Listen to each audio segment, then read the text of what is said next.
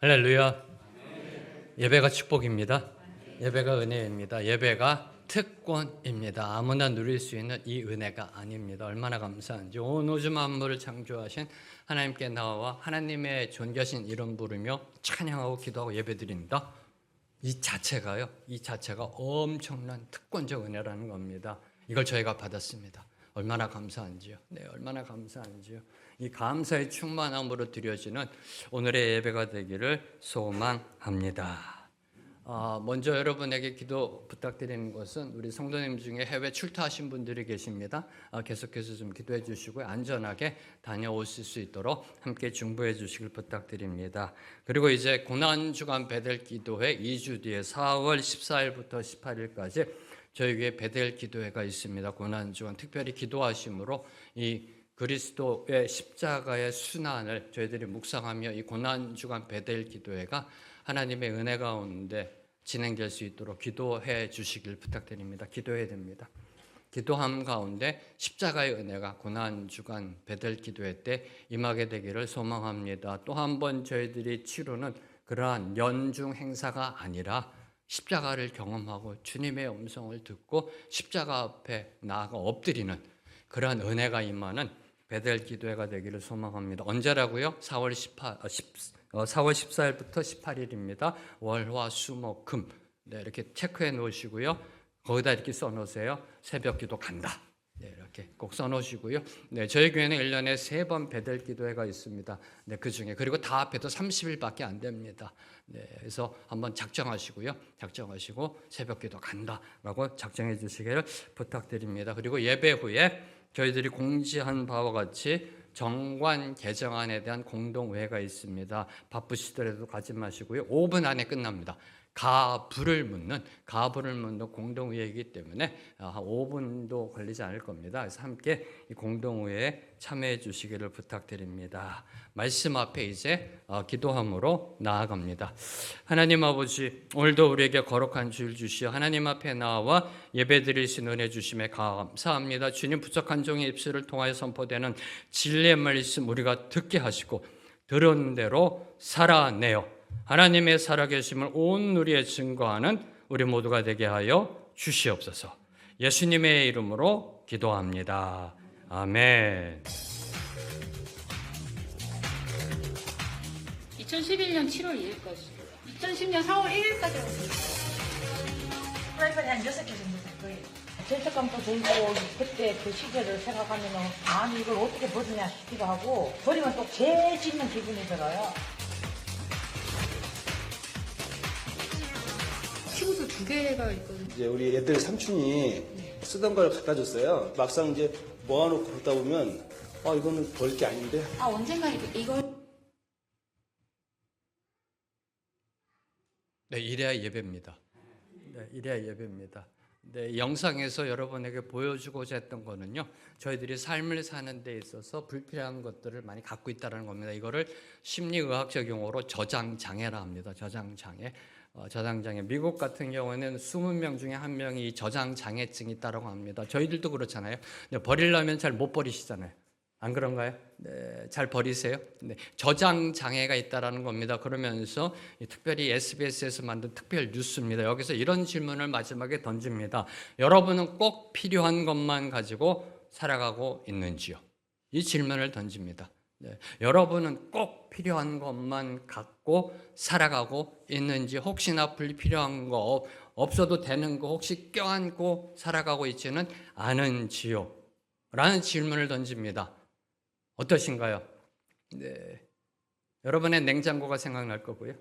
여러분의 옷장이 생각날 거고요. 네, 자, 우리의 일상의 삶만이 아니라 종교에도 저장장애가 있다라는 사실입니다. 종교에도 우리가 버려야 할 것들을 버리지 못해 옛 것과 새 것이 뒤섞여 있는 것이 우리 신앙의 솔직한 모습이 아닐런지요? 아닌가요? 아닌가요? 네. 우리의 신앙의 모습이 옛 것과 새 것이 뒤섞여 있는 것이 우리의 삶의 현실입니다. 때론 그 옛 것으로 인해 넘어지기도 합니다. 그 옛 것으로 인해 우리 인생이 깨지기도 하고요. 그 옛 것으로 인해 우리 인생이 힘들어하는 것, 바로 이것이 우리 신앙의 현 주소라는 것입니다. 우리 신앙에도 저장장애가 있다라는 사실 입니다. 이 현실을 목도하며 오늘 주님이 주시는 그 교훈의 가르침의 말씀으로 은혜 받고자 합니다. 오늘 우리가 버려야 할 것이 무엇인지 깨닫는, 신앙 가운데서 우리가 버려야 할 것이 무엇인지 깨닫는 그 은혜가 임하게 되기를 소망합니다. 오늘 말씀 18절 말씀 함께 읽겠습니다. 시작.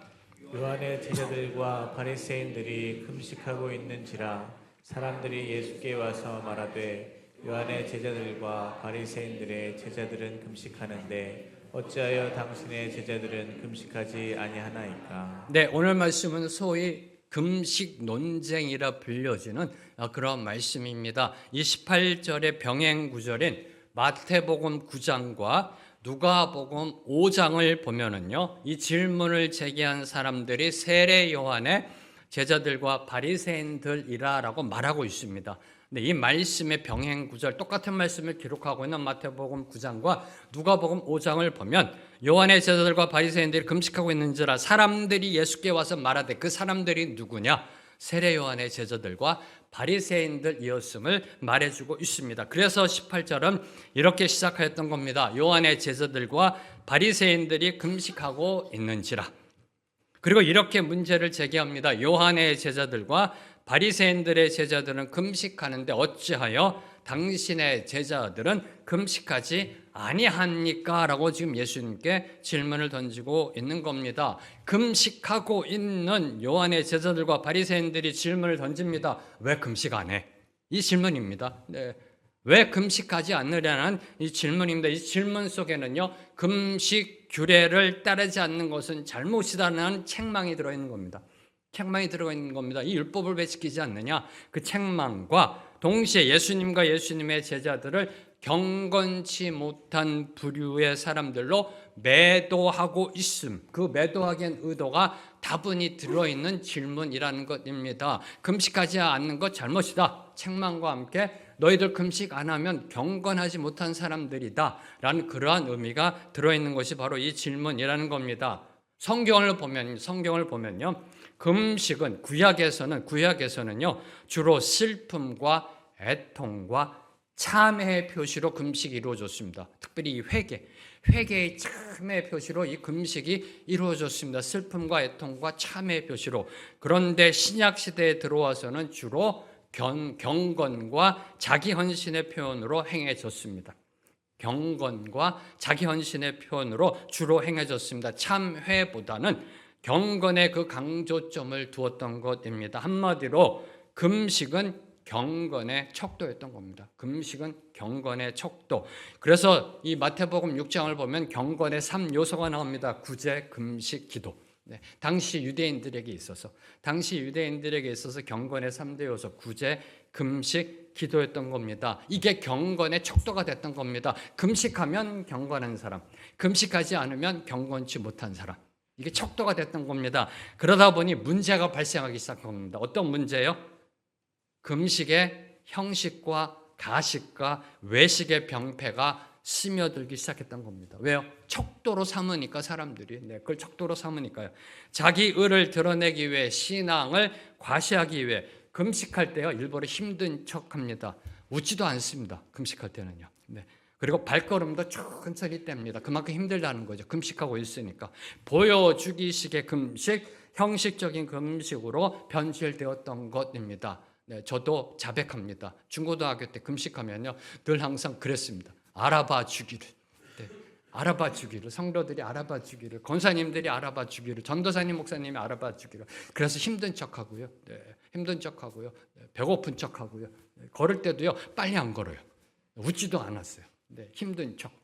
그래서 이제 어떤 분이 해서 재명아 너 금식하니까 막 속으로 너무 좋은 거예요. 알아주시는구나. 그래서 네 하긴 하는데요. 그냥 하고 있습니다. 이렇게요. 이 중고등학교 때 이렇게. 바로 이겁니다. 경건의 척도로 삼으니까. 중고등학교 때 제가 왜 그랬을까요?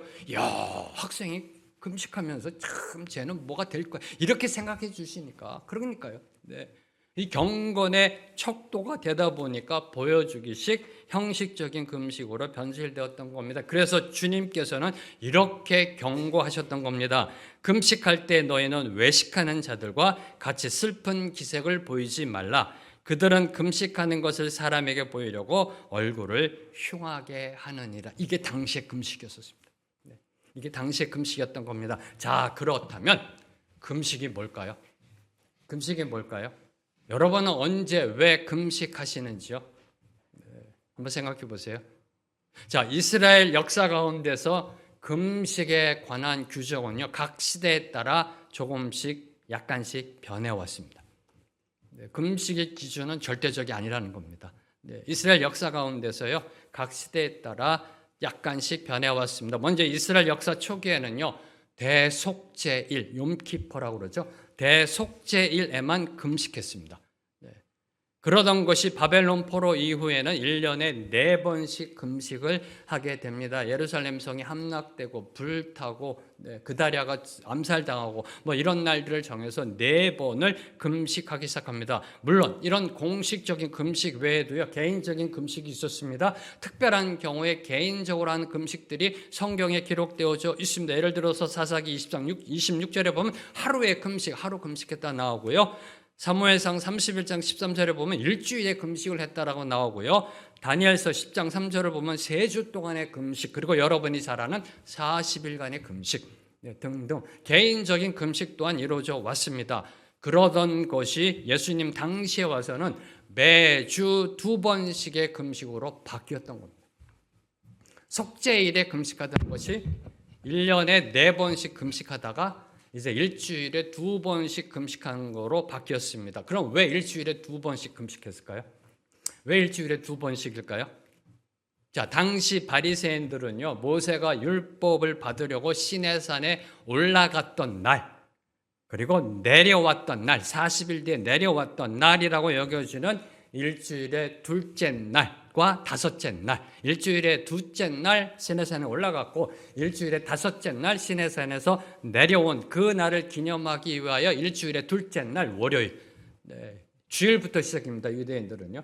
토요일이 안식일이니까. 그래서 월요일과 목요일에 금식을 했던 겁니다. 일주일에 2번. 근데 사실 그들의 금식은요, 사실 저희들이 알고 있는 그런 금식과는 좀 차이가 있었습니다. 어떻게 금식했느냐? 아침 6시부터 저녁 6시까지. 오늘날 이슬람 무슬림들과 똑같죠. 지금 라마단 기간인데요. 아침 6시부터 저녁 6시까지였습니다. 이 시간 전후에는 먹었다라는 겁니다. 뭐 그리 대단한 것은 아니었습니다. 하지만 한두 번도 아니고요.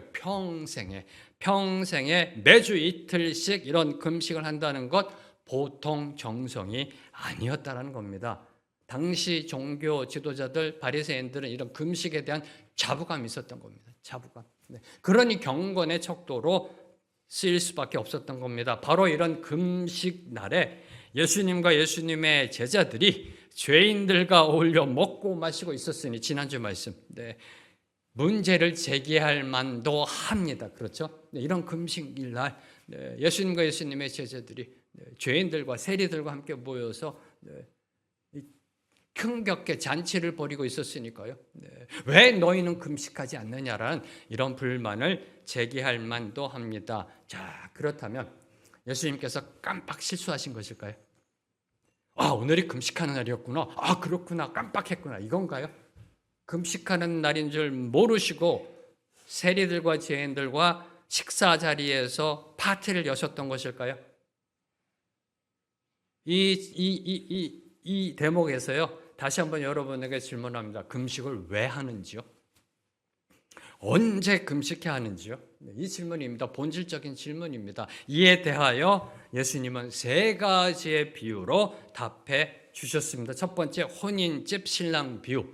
두 번째, 생배 조각 비유. 그리고 새 포도주와 새 부대 비유로 말씀해 주셨습니다. 자, 먼저 첫 번째로 혼인집 신랑 비유입니다. 오늘 말씀 19절과 20절 두 구절 말씀 함께 읽습니다. 시작. 예수께서 그들에게 이르시되 혼인집 손님들이 신랑과 함께 있을 때 금식할 수 있느냐? 신랑과 함께 있을 동안에는 금식할 수 없느니라. 그러나 신랑을 빼앗길 날이 이르리니 그 날에는 금식할 것이니라. 자, 예수님은 왜 제일 먼저 혼인 비유를 들어 금식을 설명하셨을까요? 왜 금식하지 않느냐는 질문에 왜 혼인집 비유로 답을 하셨을까요?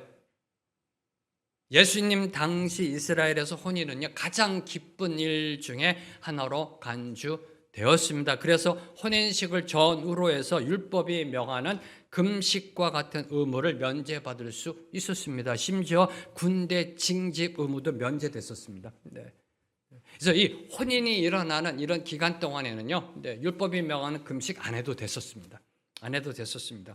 바로 이 사실을 암시하며 혼인집 손님들이 신랑과 함께 있을 때 금식할 수 있느냐라고 주님께서는 반문하셨던 것입니다. 자, 그럼 이 비유 속의 신랑은 누구를 가리키나요?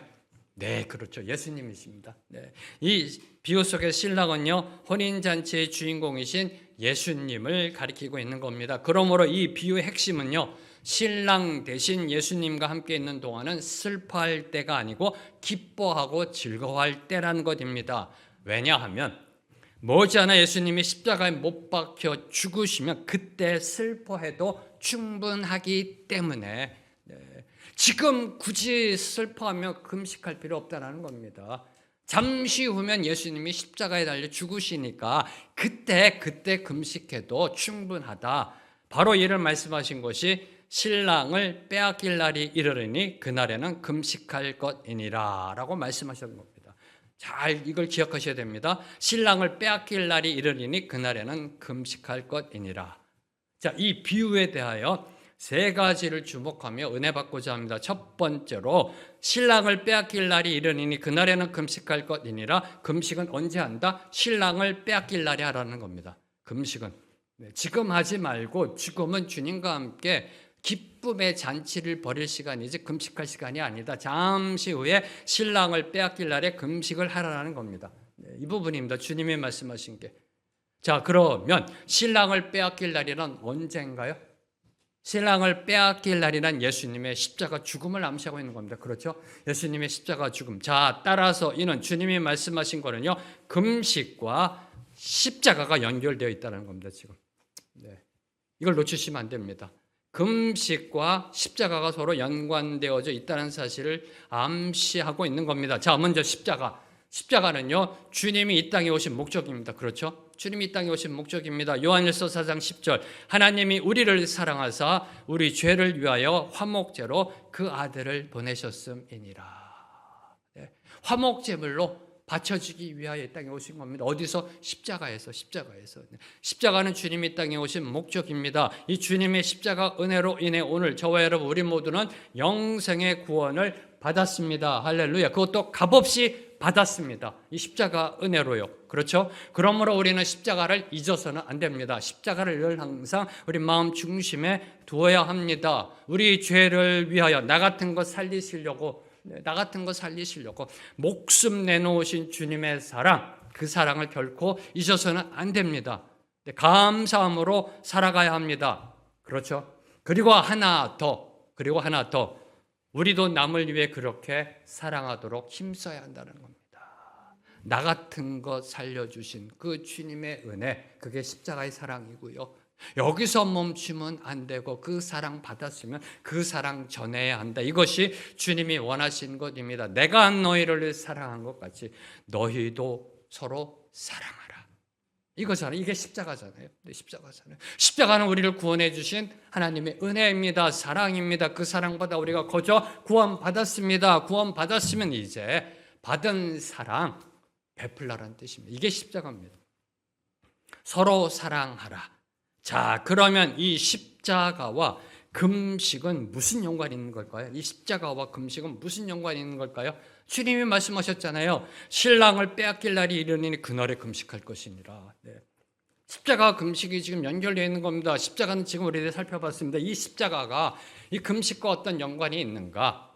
이에 대한 해답의 실마리가 이사야 58장 6절 7절에 기록되어 있습니다. 이사야 58장 6절 7절 함께 읽습니다. 시작. 내가 기뻐하는 금식은 흉악의 결박을 풀어주며 멍에의 줄을 끌어주며 압제당하는 자를 자유하게 하며 모든 멍에를 꺾는 것이 아니겠느냐. 또 줄인 자에게 내 양식을 나누어 주며 유리하는 빈민을 집에 들이며 헐벗은 자를 보면 입히며 또 내 교육을 피하여 스스로 숨지 아니하는 것이 아니겠느냐. 이게 금식이라고 하나님이 말씀하셨습니다.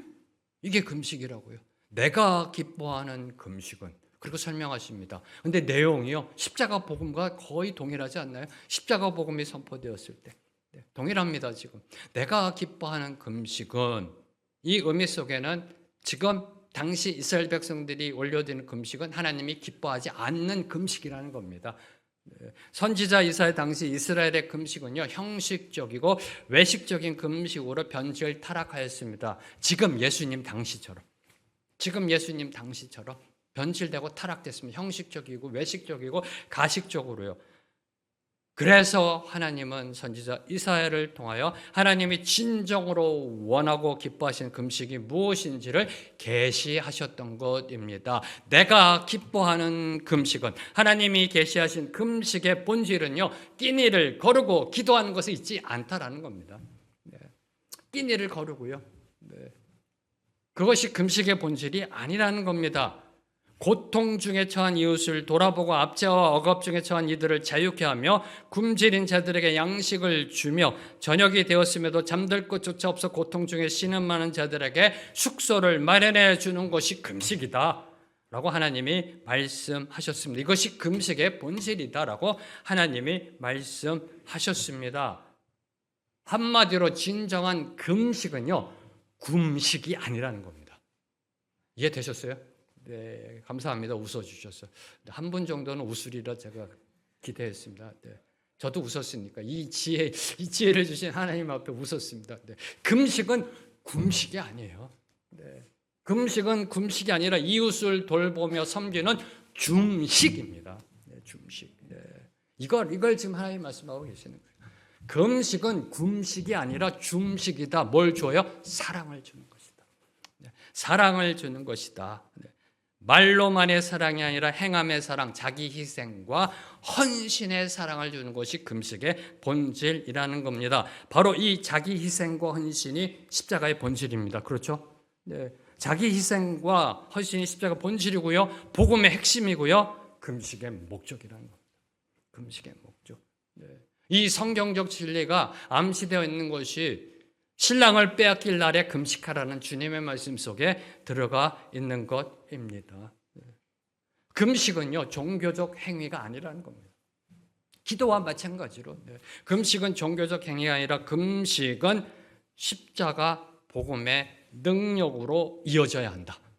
금식은 삶의 능력으로 나타나야 한다라는 사실을 주님은 말씀하신 겁니다. 성경은 저와 여러분에게 말씀하고 있는 겁니다. 이 부분을 묵상하는 가운데 그냥 딱 떠오른 것이 있었습니다. 분당 우리교회입니다.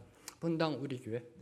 여러분 잘 알다시피 분당 우리교회 이찬수 목사님 축복 받으셨습니다. 그렇죠? 근데 이찬수 목사님의 아버님 목사님이셨는데, 당시 섬기던 그 교회, 정말 미자립 작은 교회, 그 교회를 부흥시키고자 40일 금식 기도 들어가셨다가 중도에 소천하십니다.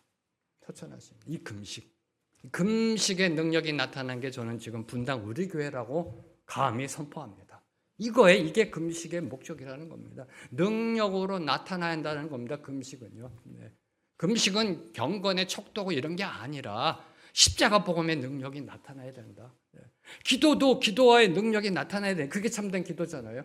근데 혼자 중얼중얼거리고 이게 기도가 아니잖아요. 기도는 하늘 문을 여는 거고요. 기도는 하나님의 음성을 듣는 거고요. 기도는 주님의 뜻을 분별하여 주님의 뜻을 이루어가는 겁니다. 이게 기도잖아요. 기도가 그냥 두 손 모으고 이게 기도가 아니잖아요. 개념이 아니잖아요. 똑같습니다. 금식, 주님이 말씀하고 계시는, 그리고 이사야서가 말씀하고 있는 그 금식의 본질은 종교적 행위가 아니다. 경건의 척도가 아니다. 삶의 능력으로 나타나야 된다. 왜 금식하느냐? 그럼 그 능력이 나타나야 된다는 겁니다. 왜 하느냐? 그 능력이 나타나야 된다라는 사실을 보여주고 있습니다. 어떤 능력이요? 십자가 복음의 능력. 십자가 복음의 능력. 바로 이것이 신랑을 빼앗길 날에 금식하라는 주님의 말씀이 주는 교훈입니다. 두 번째로 성경에서 혼인집은 신랑이신 예수님의 오심으로 말미암아 도래한 하나님의 나라를 상징합니다. 네, 이게 성경에서 혼인집, 혼인잔치, 하나님 나라의 잔치, 혼인집은 이제 하나님 나라를 상징하고요. 그리고 혼인집 손님들은 그 하나님 나라의 백성들을 상징합니다. 네, 이거 당시 유대인들은 다 아는 네, 그 비유적인 그런 내용 갖고 지금 주님이 설명하고 계시는 것입니다. 자, 이로 볼 때 하나님의 백성이 그들이 그토록 고대하던 메시아가 신랑 되신 메시아가 이 땅에 오셨습니다. 그러면 기뻐해야지 왜 슬퍼하며 금식하느냐라고 주님은 말씀하고 계셨던 것입니다. 사랑하는 성도 여러분, 예수님이 이 땅에 오시면 온 백성에게 미칠 큰 기쁨의 좋은 소식입니다. 믿으세요? 예수님의 이 땅에 오심은요, 천사가 증거 선포하였습니다. 온 백성에게 미칠 큰 기쁨의 좋은 소식이다. 그러므로 슬퍼할 이유가 없는 겁니다. 주님을 영접하여 멸망치 않고 영생을 얻었는데 기뻐 뛰며 찬양해야지. 왜 무엇 때문에 슬픈 기색을 하고 얼굴을 흉하게 하는 금식, 유대교의 금식을 해야 하는가라는 이 질문이 이 비유 속에 들어가 있는 것입니다. 이 비유. 네. 기뻐해야지. 왜 유대교의 금식? 네. 그 형식적이고 경건의 척도가 얼굴을 흉하게 하고 금식하는 척하고 왜 그런 금식을 해야 하는가라는 질문을 주님께서는 던지신 것입니다. 자, 세 번째로 묵상하는 것. 당시 세례 요한의 제자들이 금식한 그 주된 이유는요, 자신들의 스승인 세례 요한이 지금 감옥에 갇혀 있기 때문입니다. 감옥에 갇혀 있습니다. 네, 스승이 감옥에 갇혀 있으니까 네, 금식하며 기도해야죠. 그렇잖아요. 네. 만약에 지금 일제시대고요, 여러분의 목사인 제가 끌려갔어요. 일본 순사에게 끌려갔습니다. 여러분들 저를 위해 금식기도 안 해주실 거예요? 아멘. 이겁니다 지금. 네, 세례 요한이 아무 죄 없이 끌려가서 감옥에 갇혀 그 제자들이 금식하고 있는 겁니다. 주님, 하나님, 우리 스승 살려주세요. 아무 죄가 없으면서 금식하며 정말 이 하나님 앞에 기도함으로 나아가고 있던 겁니다. 그런데 예수님과 예수님의 제자들 함께 금식해 주기는커녕 기도에 기도를 더해 주기는커녕 죄인들과 웃고 떠들고 잔치를 벌이고 있으니 이에 불만을 터뜨렸던 것입니다. 이해되지 않으세요? 이거요? 이 상황이? 그럴 수도 있지 않을까요? 스승을 위해서 자기들은 금식 기도하고 있는데 예수님이란 사람 그리고 그 제자들은요, 금식하기는커녕 막 씻고 떠들며 막 잔치를 벌이고 있어요. 화가 날 만도 하잖아요. 그런데 문제가 무엇이었을까요? 자, 그들은요, 자신들의 스승인 세례 요한이 예수님을 보고 뭐라고 말씀하셨나요? 세상 죄를 지고 가는 하나님의 어린 양이다. 하나님의 아들 그리스도라고 그렇게도 말해 주었건만. 아직도 예수님이 누구이신지 깨닫지 못하고 있었던 겁니다. 이 부분입니다. 자신들의 스승인 세례 요한이요, 예수님을 보고 이분이 하나님의 아들 메시아다. 세상 죄를 지고 가는 하나님의 어린 양, 욤키퍼의 그 어린 양이다. 우리 죄를 대속해 주실 메시아이시다라고 그렇게도 말해줬는데 지금 세례 요한의 제자들은 예수님이 누구이신 줄을 몰라보고 있었던 겁니다. 다시 말해 지금 예수님이 자신들 눈앞에 계심에도 불구하고 예수님과 함께 할 수 없었던 겁니다. 이겁니다. 자신들의 이 세상적 스승인 이 세례 요한이 감옥에 갇혀 있음에 너무나 몰입되어 있다 보니까 자신들의 이 영적인 스승, 영원한 스승이신 예수님과 함께 교제를 나누며 참된 기쁨과 평강을 누릴 수 없었던 겁니다. 그래서 지금 세례 요한의 이 제자들은요, 금식하며 예수님과 예수님의 제자들을 비판하고 있는 겁니다. 사랑하는 성도 여러분, 기억하십시오. 예수님은요, 우리 기쁨의 원천입니다.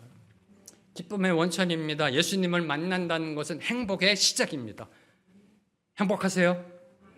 행복하잖아요. 주님을 만나서요. 모세가 선포하잖아요. 너희는 행복자로다. 하나님의 백성은 행복자입니다.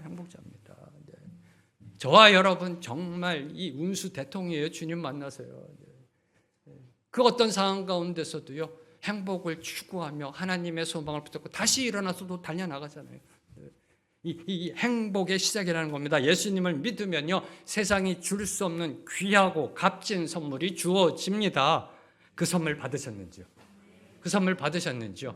네, 그 선물 받은 자는 이렇게 고백합니다. 하박국 3장 17절에서 18절 말씀. 오늘 저희들이 부른 찬양이죠. 함께 읽습니다. 시작.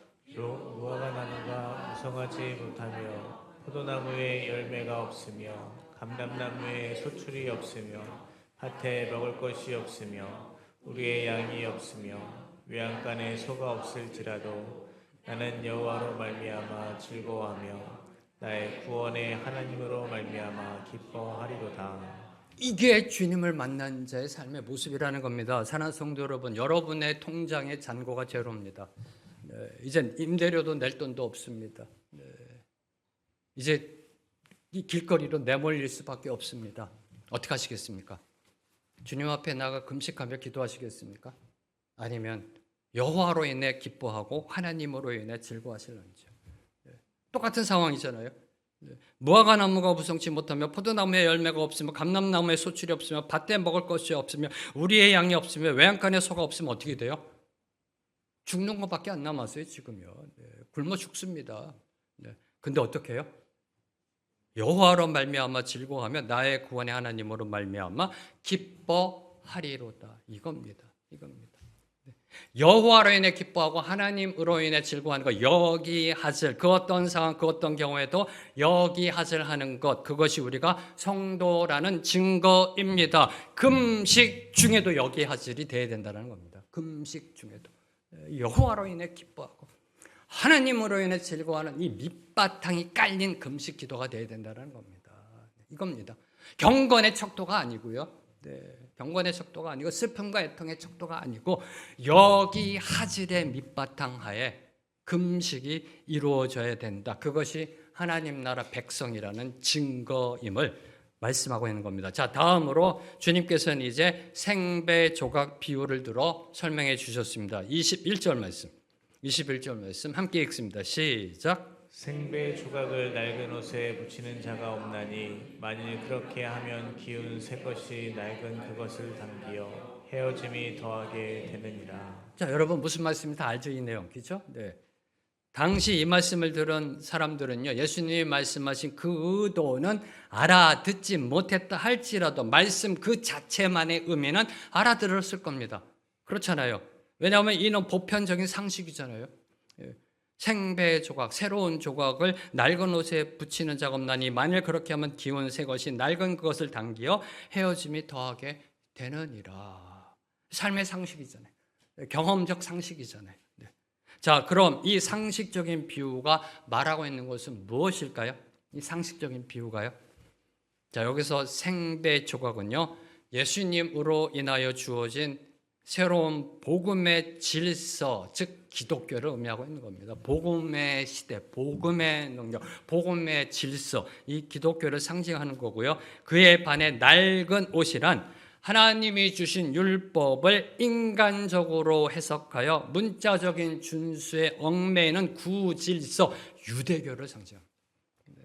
유대교를 상징합니다. 다시 말씀드린 바 생배 조각은 예수님이 이 땅에 오심으로 인하여 도래한 이 복음의 시대, 이 기독교를 상징하는 거고요. 이 낡은 옷이라는 것은 하나님이 율법을 주셨어요. 얼마나 감사해요. 근데 율법을 인본주의적으로 해석을 하고 문자적으로 준수하는 그 유대교를 상징하고 있는 겁니다. 이는 한마디로 기독교의 복음의 질서가 구질서인 유대교의 전통을 당기어 헤어지게 함으로 함께 할 수 없다는 겁니다. 기독교의 복음과 유대교의 전통은 함께 조화될 수 없다라는 뜻으로 말씀하고 있는 겁니다. 그러니까 구시대 질서인 금식의 문제를 가지고 하늘나라의 신랑을 맞이하여 기쁨의 복음 시대를 살아가는 자들을 판단하지 말라라고 하나님 주님께서는 경고하신 겁니다. 판단하지 말라. 구시대 질서인 금식 갖고서 이제 새로운 시대, 복음의 시대를 살아가는 그 기쁨으로 하나님의 아들 메시아와 함께 기쁨의 시대를 살아가는 자들을 판단하지 말라. 판단하지 말라라고 말씀하고 계신 것입니다. 자, 이 비유는요, 오늘 우리에게도 경고하고 있는 비유입니다. 저와 여러분에게도 경고하고 있는 비유입니다. 어떤 경고요?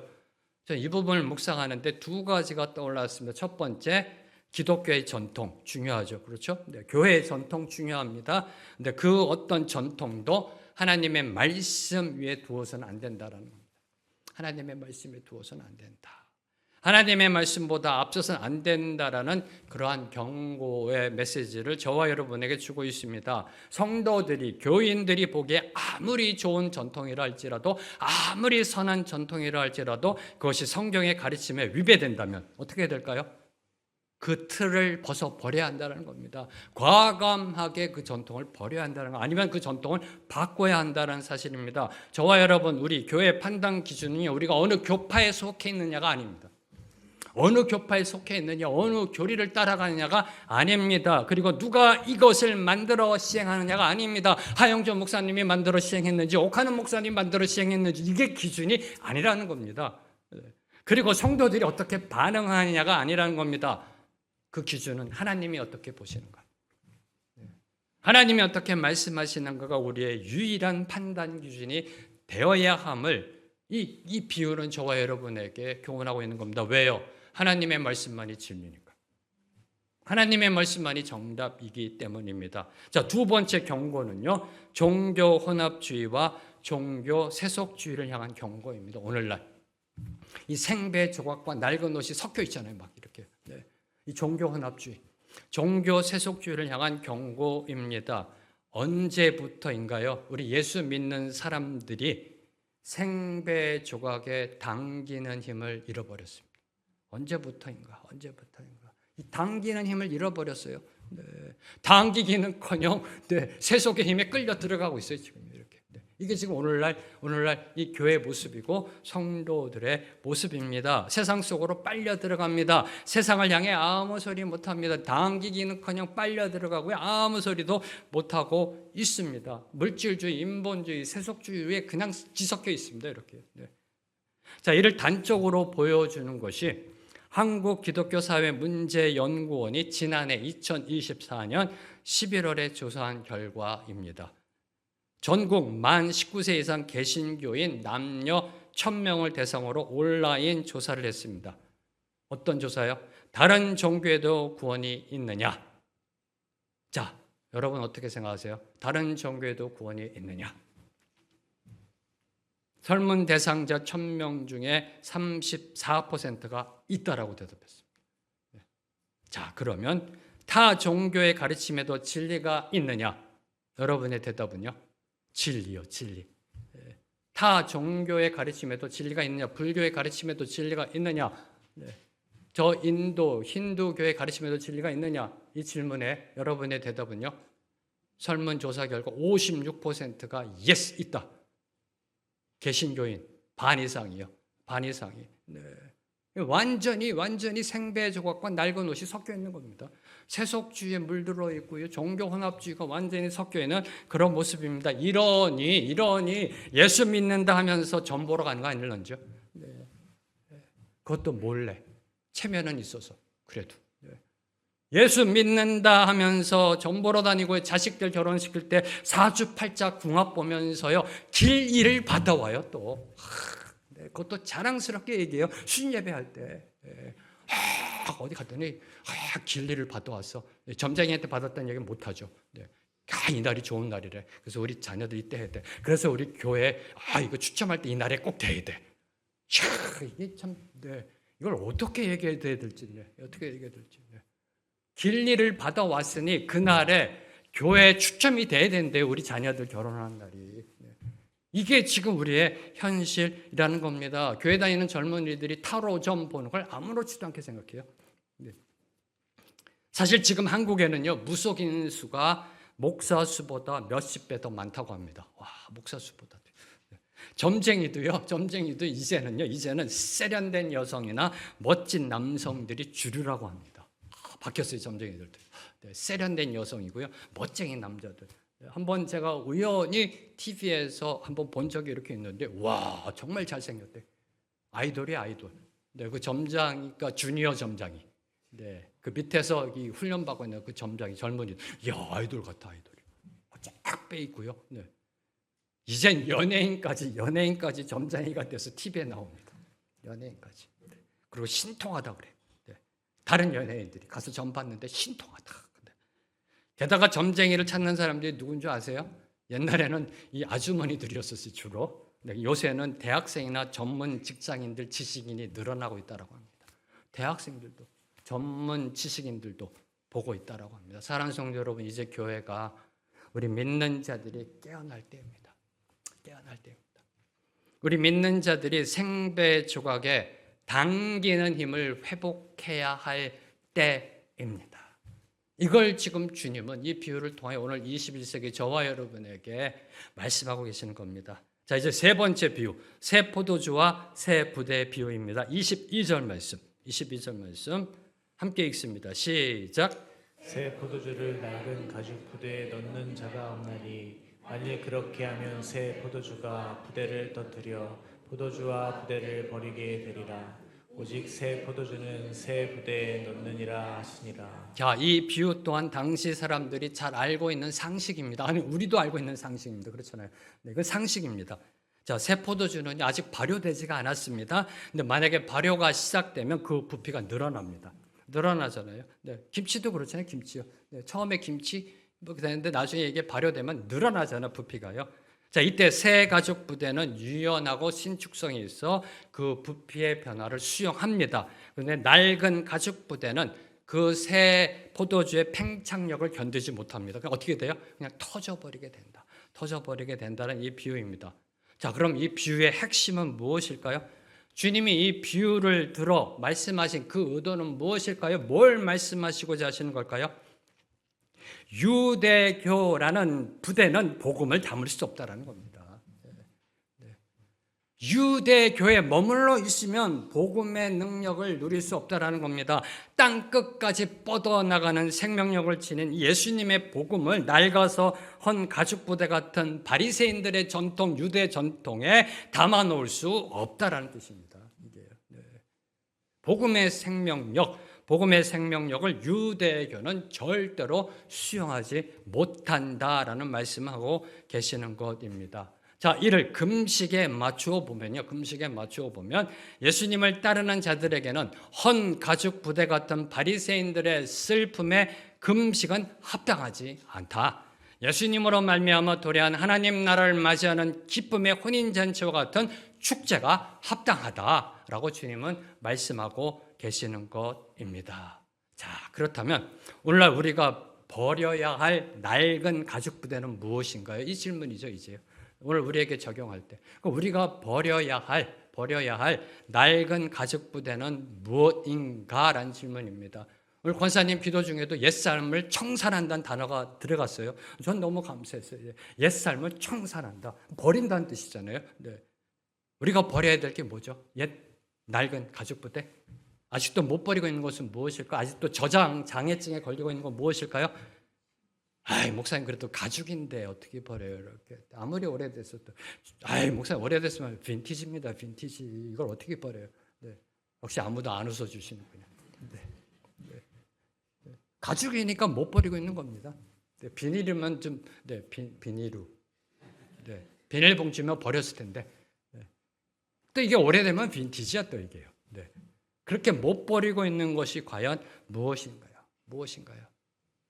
자, 그러면 낡은 것은 모두 다 버려야 하나요? 이 질문을 또 던져야 되죠. 낡은 것은 모두 다 버려야 하나요? 이 대목에서 저와 여러분이 놓치지 말아야 될 것. 예수님의 비유는요, 단순하게 새 것이 항상 좋다라는 뜻이 아닙니다. 새 것이 무조건 옳다라는 논리가 아니세요. 새 포도주와 새 부대가 서로 조화를 이루어야 한다는 겁니다. 새 포도주와 새 부대가 서로 조화를 이루어야 한다는 말씀입니다. 당시 예수님의 가르친 복음은요, 유대교의 전통과 관습에 익숙했던 유대인들에게는 새로운 것이었습니다. 그렇잖아요. 새로운 겁니다. 이게 유대인들에게. 유대교의 전통과 관습에서 종교 생활하던 유대인들에게는 새로운 것이었습니다. 그래서 이를 온전히 받아들이기 위해서 어떻게 해야 되나요? 기존의 틀을 깨고 나와야 된다는 겁니다. 유대교라는 틀을 버리고 새로운 마음가짐의 자세로 그 복음을 받아들여야 한다는 겁니다. 유대교의 틀을 깨뜨리지 못하면 못 받아들인다는 그런 말씀인 것입니다. 자, 그렇다면 오늘 예수님의 가르침, 복음의 말씀대로 살아가기 위해 오늘 우리가 버려야 할 것은 무엇인가 다시 한번 질문합니다. 예수님의 복음대로 살아가기 위하여 우리가 버려야 될 것, 예수님의 복음을 담을 수 없는 옛사람의 가죽 부대는 무엇인가요? 이 답은 여러분이 찾으셔야 됩니다. 예수님의 복음을 담을 수 없는 나의 옛사람의 가죽 부대, 낡은 가죽 부대는 과연 무엇인가? 여러분의 묵상 가운데 주님의 답을 듣게 되기를 소망합니다. 자, 마지막으로 묵상하고 마치겠습니다. 마지막 질문. 당시 사람들은요, 이 예수님의 비유를 듣고 그 의미를 이해했을까요? 어떻게 생각하세요? 네.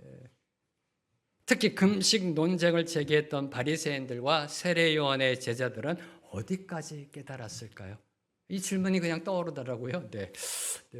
주님이 힘들게 이 세 가지 비유로 설명해 주셨잖아요. 이해했을까? 네. 그리고 이 바리새인들과 세례 요한의 제자들은 어디까지 깨달았을까? 어디까지 깨달았을까? 참 세상에는요, 듣기는 들어도 깨닫지 못하는 사람이 참으로 많습니다. 네, 참으로 많습니다. 그리고 예나 지금이나 주님의 말씀을 올바로 듣고 깨달은 자, 즉 예수님을 올바로 제대로 믿는 자들에게는 분명한 증거가 나타납니다. 그렇잖아요. 예수님의 말씀을 들은 자, 올바로 깨달은 자에게는 삶의 변화가 나타납니다. 그 중에서도 누구에나 공통적으로 나타나는 거, 인생의 목표가 바뀝니다. 인생의 목표가 바뀝니다. 여러분도 경험하셨잖아요. 주님을 만나 인생의 목표가 바뀝니다. 네. 그리고 삶의 가치관이 바뀐다라는 겁니다. 교회에 다니신 지 오래되었다 할지라도요, 목사, 장로를 할지라도 이 두 가지의 변화가 눈에 띄지 않는다면 그 사람은 진정으로 예수님을 믿는 것이 아닐 수도 있습니다.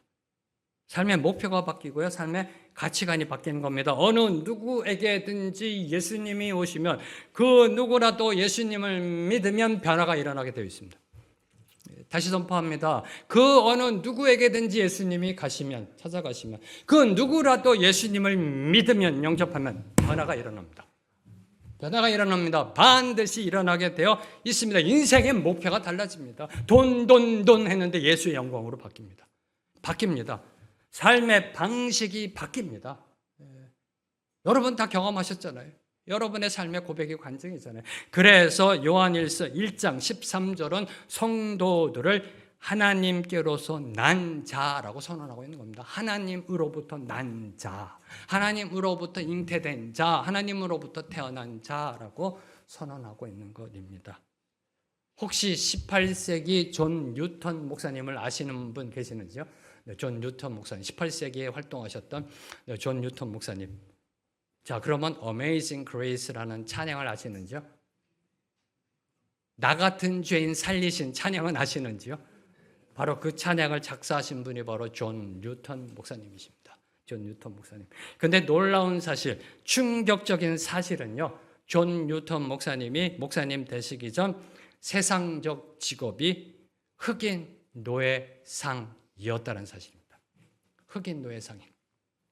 네, 아프리카에서 흑인들을 잡아다가 노예로 팔던. 네. 아, 그러면 그때는 교회 안 다니셨나? 아, 교회 다니셨죠. 네, 교회 다니셨죠. 네. 네. 그런 노예 상인이었다는 겁니다. 자, 그럼 언제 어떻게 존 뉴턴 목사님이 변화되셨는지요?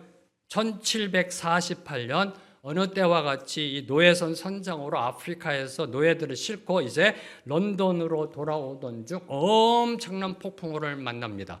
열 하루 동안 계속되는 폭풍우 가운데 이제 배가 침몰할 지경에 이르렀습니다. 그때 그가 붙잡은 것은 하나님이었습니다.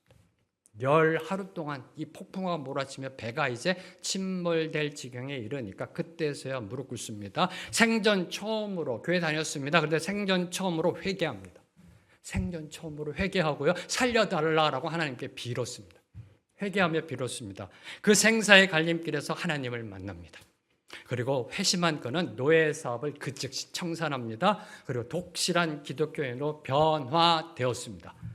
그리고 하나님의 부르심을 받아 마침내 목사까지 교회를 섬기는 그러한 귀중한 직책을 받았습니다. 이러한 자신의 삶을 뒤돌아보며 작사한 곡이 바로 Amazing Grace. 나 같은 죄인 살리신이라는 그러한 찬양입니다. 기억하십시오. 누구든지 그리스도 안에 있으면 새로운 피조물이라.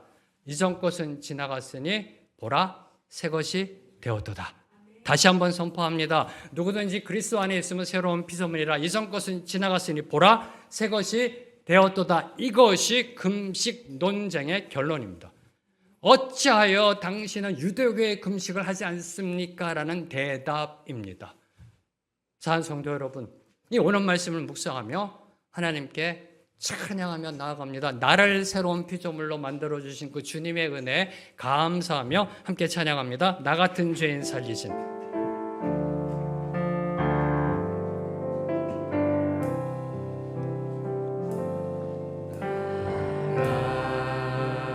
같은 죄인 살리신 주의 놀라워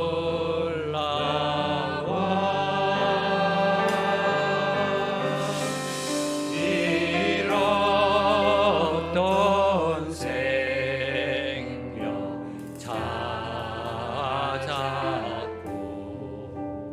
광명으로 더 한 번 더 고백합니다. 나 같은 죄인 살리신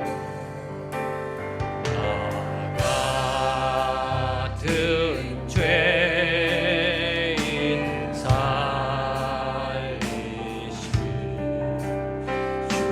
주의 놀라워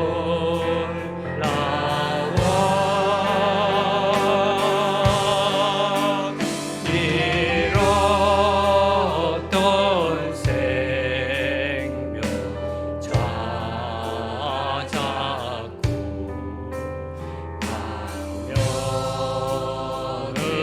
강명으로 또 나의 결박 주셨도다. 나의 결박 주셨도다. 나의 구세 대속됐네. 넘쳐나는 주의 자비 주의 사랑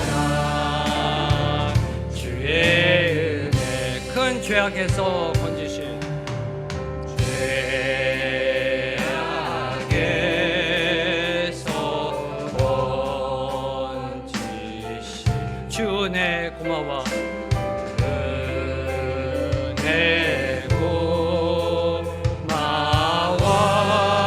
나 처음 믿은 그 시간 나 처음 믿은 그 시간 귀하고 귀하다.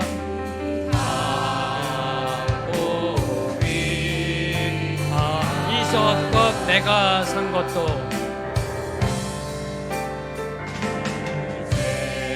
이제껏 내가 산 것 주님의 은혜라. 주님의 은혜라. 또 나를 장차 분양해 또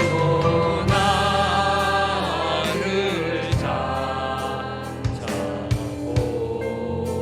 보냐 인도해 주시리. 인도해 주신 나의 결박 푸셨도다. 결박 푸셨도다. 나의 구세주 계속됐네. 넘쳐나는 주의 자비 주의 사랑 주의 나의 결박 푸셨도다. 나의 결박 푸셨도다. 나의 구세주 대속됐네. 구세주 대속됐네. 넘쳐나는 주의 자비 나는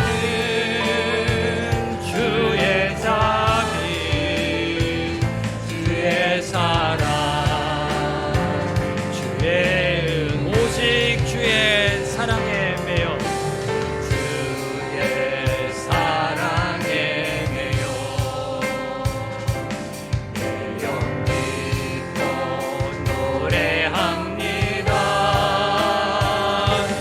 이 소망의 언덕 꿈의 땅에서 주께 사랑드립니다. 오직 주의 임재 안에 갇혀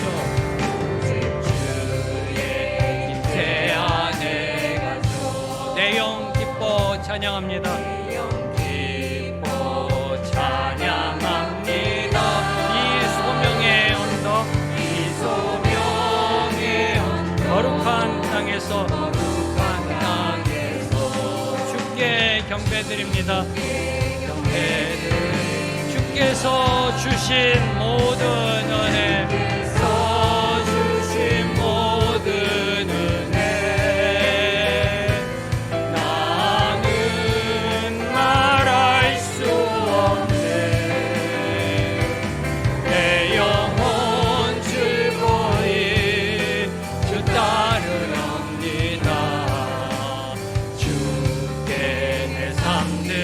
주께서 주신 모든 은혜 주께서 주신 모든 은혜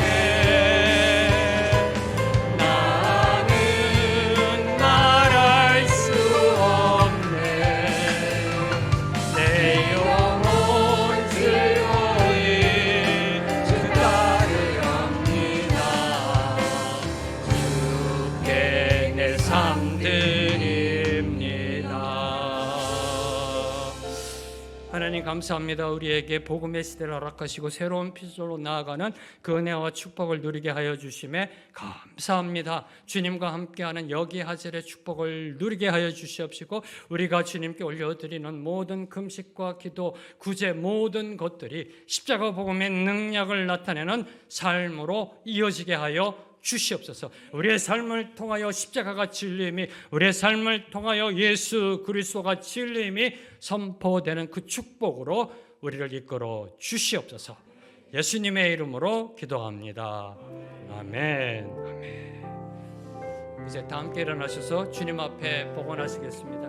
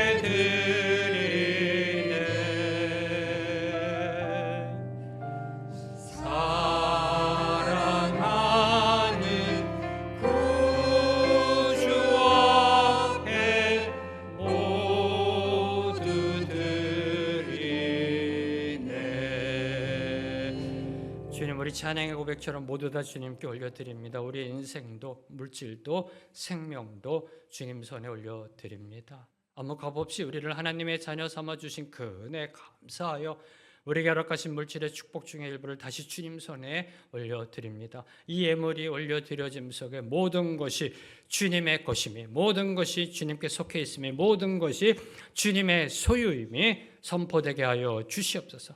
이 예물이 사용되어지는 곳에 오직 주님의 영광만이 드러나게 하시고 주님이 세우시는 생명의 길 교회 위에 귀하게 쓰임받게 하여 주시옵소서.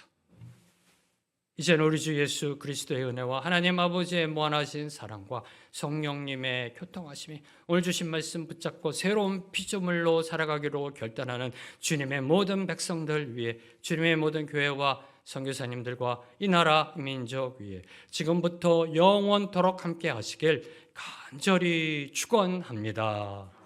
아멘.